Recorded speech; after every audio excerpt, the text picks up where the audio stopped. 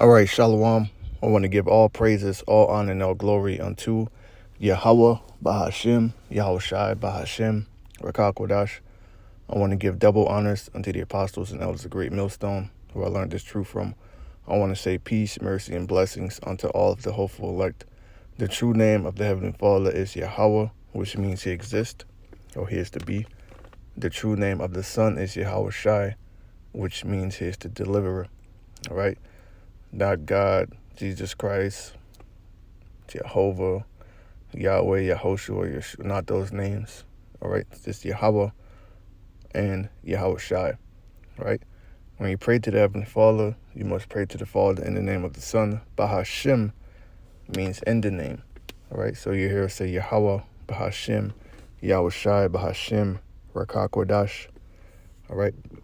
Rakakwadash, that means the Holy Spirit in the Hebrew tongue. The Paleo-Hebrew. Paleo means ancient. All right? And we are the Hebrew Israelites. All right? And there's 12 tribes that make up the Hebrew Israelites. All right? And today we're being called under different names to conceal who we truly are. We're being called Black, Native American, Seminole Indian, Latin, Hispanic, Dominican, Cuban, Puerto Rican, Negro, Haitian, Jamaican. All right? And we're scattered all over the world. And it's not about skin color. It's not a black thing. We're not black people. All right? We come in many different shades. The self-proclaimed white man, he's not white, he's red. All right? They are the Idumeans, the Edomites, Mount Seir. All right? According to Bible prophecy, they're the end of the world. All right? And Jacob, right, which Jacob is also Israel. Jacob's name was actually changed to Israel after he wrestled with the angel. All right? Jacob is the beginning of it that followed, meaning that the next rulers of the planet Earth is going to be the Israelites under Yahweh Shai, under King David, under the 144,000 elect, the 1/3 elect, right? This lesson, Babylon the Great is finished, so I want to open up with this precept because, the fact that the Most High is destroying this place economically, that's a plague. This is modern day Egypt. So it's no wonder that the Most High is going to send plagues upon Egypt. All right. This is Isaiah 24 and verse 10. The city of confusion is broken down. Yeah, Yahweh Ba'Shem Yahushua is breaking this place down. All right. And Trump he's done it in under 4 months. Under 4 months he's done it. Time is moving fast because Yahweh Ba'Shem Yahushua is shortening the days for his elect's sake. The city of confusion is broken down. The Most High is really breaking this place down, man. Every house is shut up that no man may come in. That's the next step. When there's going to be violence in the street, when there's going to be martial law, troops in the street, when shit hits the fan, all right? Every house going to be shut up to keep out the invaders, okay? Because that's what's coming. Now check this out. It says J.P. Morgan warns there's now a 60% chance of a recession following tariff hikes. All right, so the next question you got to ask yourself is, what is a recession? Right? Simple Google. A period of temporary economic decline during which trade and industrial activity are reduced, generally identified by a fall in GDP in 2 successive quarters. Right? Investopedia. A recession is a significant decline in economic activity that lasts longer than a few months. So this could hit Babylon the Great very hard this summer. There's mass protests all over the country.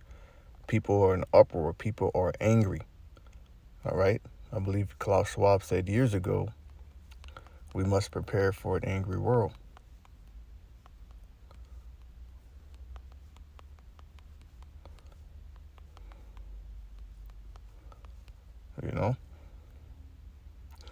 Okay, so he said we must prepare for an angrier world. We have to prepare for a more angry world. Right? So what does that mean? That means people are going to be mourning, and they know they're going to cause mourning, pain, and suffering.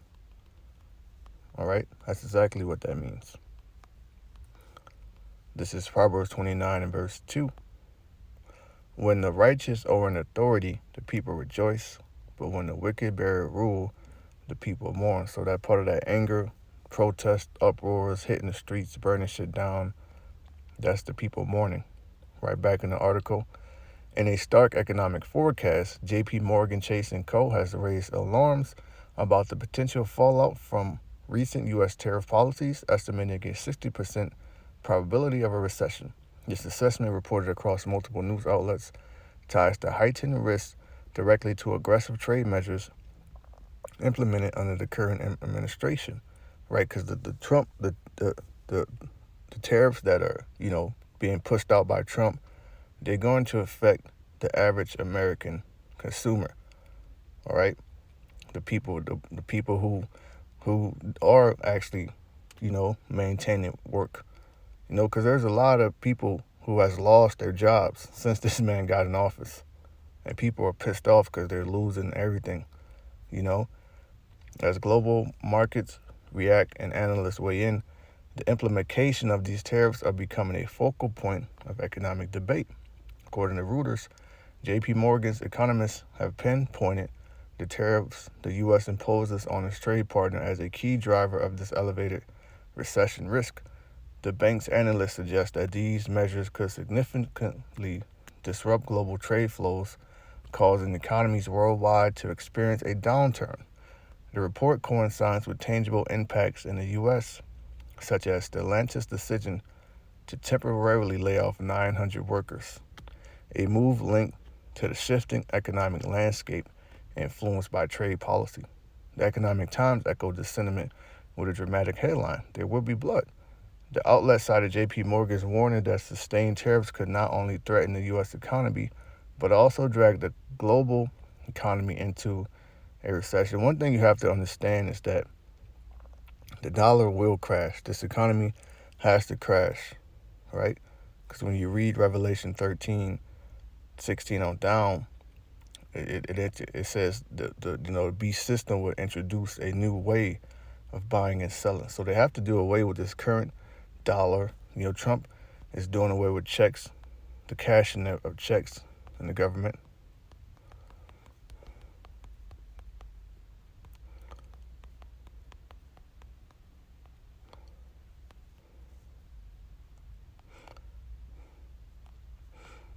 All right. It's from NBCNews.com. The federal government is phasing out paper checks. All right. Here's who will be affected. So many Americans have moved away from writing personal checks since the scamdemic, as they embrace contactless and digital payment methods. So as things go more and more digital, all right, that's the elites, the ones who are in power, paving the road for this new, beast system. They called it the global reset. All right.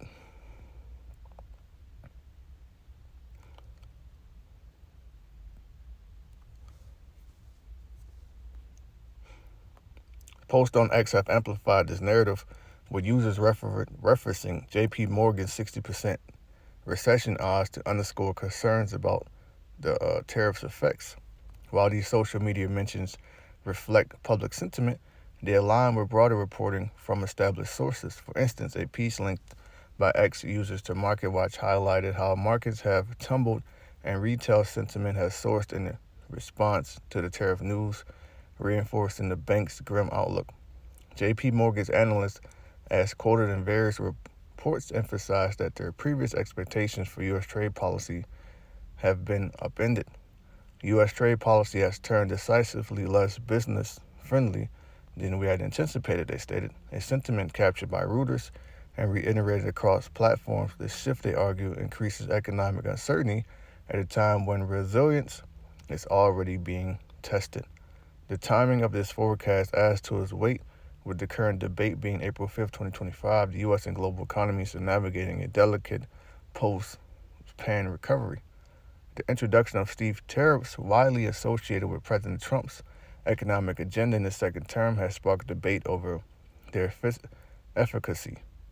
Critics, including some ex-users, argue that these policies could undermine economic stability, with one post noting Trump's tariffs, if sustained, likely to push the U.S. and globe into recession, citing J.P. Morgan's analyst. While J.P. Morgan's 60% figure is not a definite prediction, it serves as a sobering benchmark for policymakers and investors. The bank's economists have not detailed a precise timeline for this potential recession, but their warning underscores the stakes of the ongoing trade strategy. Okay, so I googled what happens during a recession. How might a recession affect me? All right. Recessions can impact the average person in a number of ways. The biggest is through layoffs and difficult job markets, which you hear people mourning all over social media about that. A recession might make it hard to land a new job, and wages are likely to be lower during or after a recession than before. It could be hard for recent college graduates to find their first jobs. During the 07-09 recession, for example, the unemployment rate reached 9.5% in June of 09, almost 3 times the June 2023 rate of 3.6%. Okay, so I got a video here in fair use. I'm not using this for any monetary gain, nothing like that. All right, fair use. This is me, day one after getting laid off. A lot of you are overestimating how safe your job is. Layoffs are not logical, they're chaotic. It doesn't matter if you're a high performer or you're doing everything right, or you've been with the company for 10 years and you've been loyal. There is no such thing as a stable job. This has been the most humbling, yet mind F I've ever in my life experienced. They made sure to tell me that it was super, super close between me and one other person, and for no real reason, they went with the other person. And I was like, okay, I'm really bummed, but it's fine because I still have a job. And you know what? Only a few hours later, I no longer have that job. Today, we're diving into the raw, unfiltered emotions of people who've been hit with the dreaded layoff notice. We're watching real stories, real rants, and real reactions from folks who just got the boot. And trust me, some of these are hilarious, some are heartbreaking, and some will make you want to flip a table. So buckle up, grab your popcorn, and let's see how people are handling the roller coaster of getting laid off.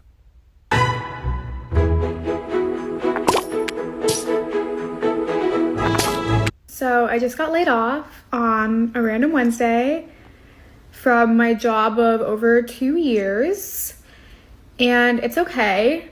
I had honestly been looking for other roles. Funny enough, this morning actually, I had a Zoom with a company that I had 3 interviews with, and they wanted to Zoom me with an update, and I thought, oh, this could be an offer, right? Why would they reject me over a video call? So lo and behold, it was a rejection over video call, and they made sure to tell me that it was super, super close between me and one other person, and for no real reason, they went with the other person.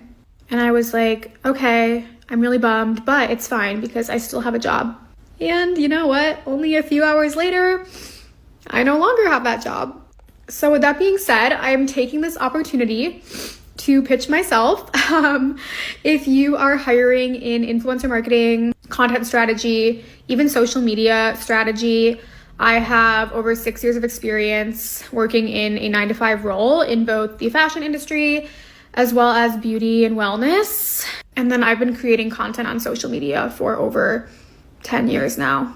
But I know so many people are dealing with this right now, so just know you are not alone, and happy Wednesday.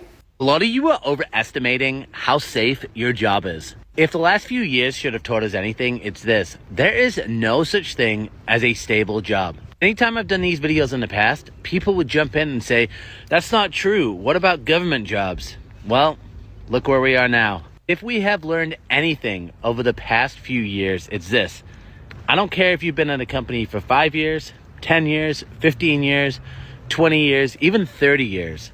You are still at risk of getting that email where they let you know that you are getting laid off. Companies have one goal right now, and it's simple. Get as much done as they can with the least amount of people. This means that if somebody goes to your CFO or one of the other executives and says, hey, I got a piece of technology that can literally replace people at your company for a fraction of the cost, the executive and the CFO is going to go, sign me up. That is the goal right now. Cut costs at all costs. And the biggest cost for most companies isn't technology, it's actually people. If you're watching this video right now and thinking, well, that's not me, I'm comfortable, don't get too comfortable, because trust me, you never know when you're going to get laid off in 2025. Right now, that's all I'm gonna play. But that's the recession, So I'll read that again. Recession can impact the average person in a number of ways. The biggest is through layoffs and difficult job markets. So there's gonna be uproars of the people. There's gonna be a lot of people angry and pissed off, right? According to the prophecy of Isaiah, this Isaiah 19 and verse 14. The Lord Yahweh Bahashem Yahushai had mingled a perverse spirit in the midst thereof, and they have caused Egypt to err in every work thereof, as a drunken man staggered in his vomit. Okay, and they Americans thought that if they put Trump in there, the economy was going to bounce back, and the American dream was going to make a comeback. But nope. Everything they're doing is failing, and it's causing anger, and it's going to lead to Egyptian against Egyptian. And neither shall there be any work for Egypt, which the head or tail, branch or rush may do. Nobody's safe, right? And that day shall Egypt be like unto woman, and it shall be afraid and feared because of the shaking of the hand of Yahweh Shem Yahshua of hosts, which he shake it over. And that's the Most High plaguing the shit out this place. It's not too long before, all right, there's another shutdown,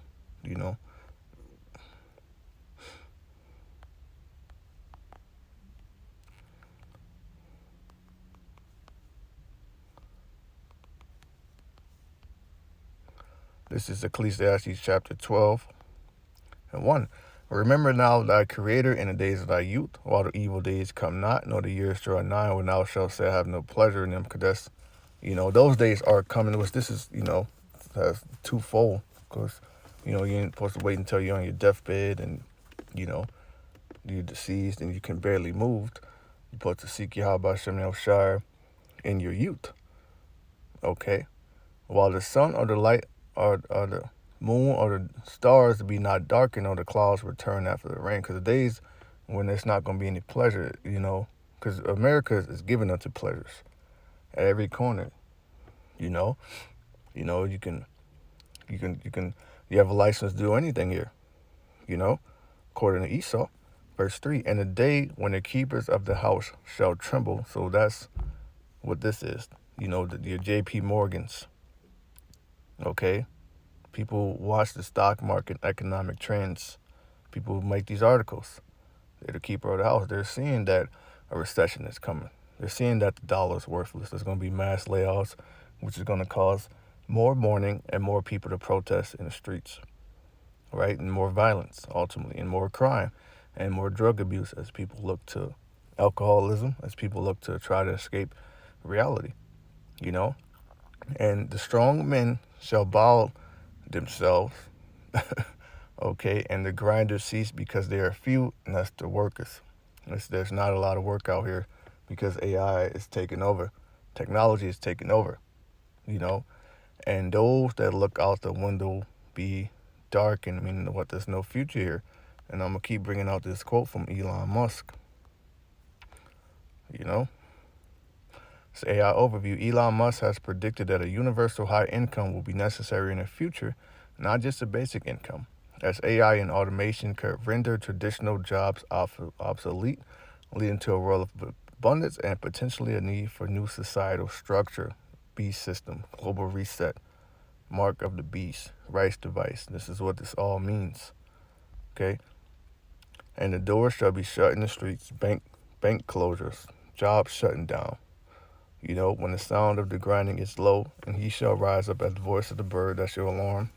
You know, pretty soon won't nobody be going to work, and all the daughters of music shall be brought low. Yeah, it's coming out that all of these so-called, you know, people that are in the industry, they're industry plants, man.